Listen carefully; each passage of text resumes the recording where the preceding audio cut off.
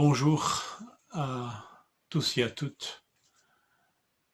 Que la grâce et la paix du Seigneur vous soient données en abondance pour cette journée.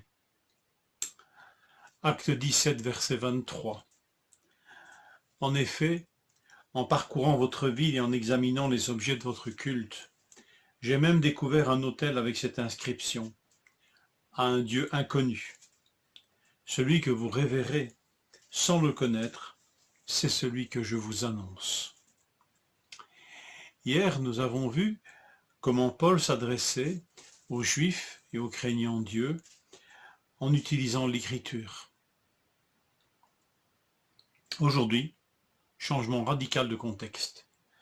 Nous voyons l'apôtre annoncer l'évangile à des hommes d'une toute autre culture, polythéistes, mais aussi sceptiques, même sur les dieux. On cite des philosophes stoïciens et épicuriens, intellectuels issus d'une culture rayonnante, flamboyante même. C'est la culture dominante de l'époque, la culture grecque. Et pourtant, Paul va leur tenir un discours remarquable sur Dieu. Remarquable dans ce sens, je l'ai déjà partagé avant à d'autres occasions, mais remarquable parce qu'il ne contient aucune citation biblique. Mais pourtant, ce discours est imprégné de vérité biblique.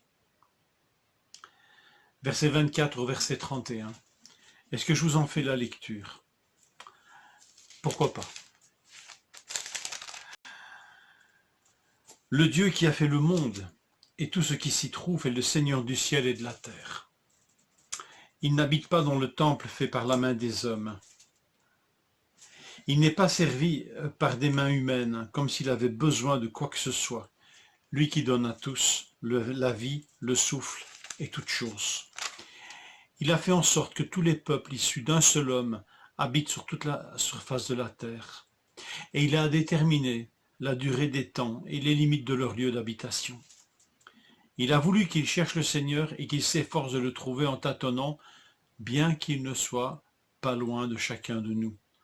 En effet, c'est en lui que nous avons la vie, le mouvement et l'être, comme l'ont dit aussi quelques-uns de vos poètes. Nous sommes aussi de sa race. Ainsi donc, puisque nous sommes de la race de Dieu, nous ne devons pas croire que la divinité ressemble à de l'or, à de l'argent ou à de la pierre sculptée par l'art et l'imagination de l'être humain, sans tenir compte des temps d'ignorance. Dieu annonce maintenant à tous les êtres humains, partout où ils se trouvent, qu'ils doivent changer d'attitude ou se repentir. Parce qu'il a fixé un jour, il jugera le monde avec justice par l'homme qu'il a désigné. Il en a donné une preuve certaine en le ressuscitant. Alors c'est bien d'être capable de citer les Écritures par cœur, mais c'est aussi important d'être imprégné de leur contenu sur Dieu, comme nous l'avons vu hier. Rappelons-nous que l'écriture sans Dieu, c'est du blabla. Ça peut devenir du blabla.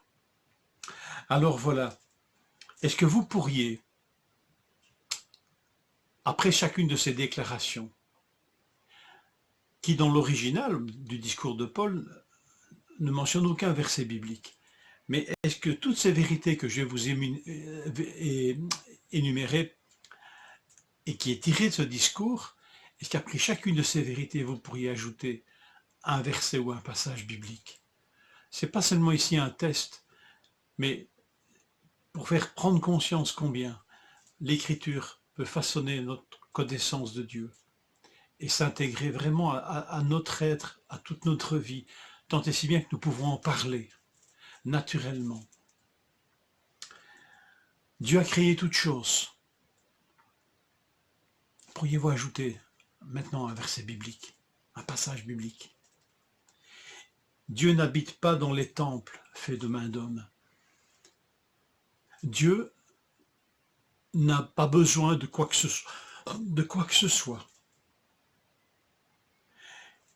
Dieu a fait tous les hommes issus d'un seul sang, d'un seul homme.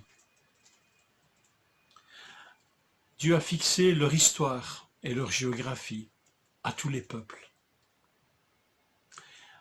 Dieu n'est pas loin de chaque homme. Il a généré tout homme et toute femme. Le mot traduit par race, avec des relents ô combien délicats parfois. Ici est en fait le mot génos. C'est pour ça que je me permets de dire Dieu a généré tout homme. Tout homme a en lui une trace de Dieu. Il est issu de Dieu, généré par Dieu. Est-ce que vous connaissez des passages bibliques qui vous disent cela? Il y a une relation d'origine entre Dieu et l'homme. Dieu nous appelle à la repentance. Dieu jugera le monde par Jésus-Christ. Est-ce que vous pouvez ajouter des versets bibliques, des passages bibliques? Étonnamment, ce n'est pas l'annonce d'un jugement qui fait réagir les auditeurs, vous le remarquerez, mais c'est l'annonce de la résurrection de Jésus. Cette annonce de la résurrection de Jésus va susciter des moqueries, ouvrez les guillemets, on en reparlera plus tard, mais aussi des acceptations de ces vérités.